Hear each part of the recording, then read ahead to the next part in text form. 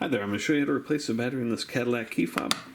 You're going to need a medium to small flat tip screwdriver, and you're also going to need one of the 2032 batteries. You can get these off Amazon. I've included a link in the description below.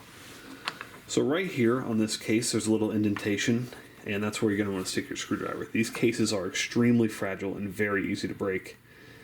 So you're going to want to just be very, very gentle. You can kind of see how it's pretty delicate there. Okay, so you can just take your fingernail here, or I'm going to take a little bit smaller screwdriver and kind of work the dead battery out.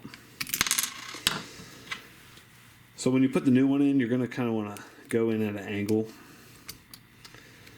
Make sure you get under that top tab right there, and then just squeeze this back together. No need to reprogram or anything like that.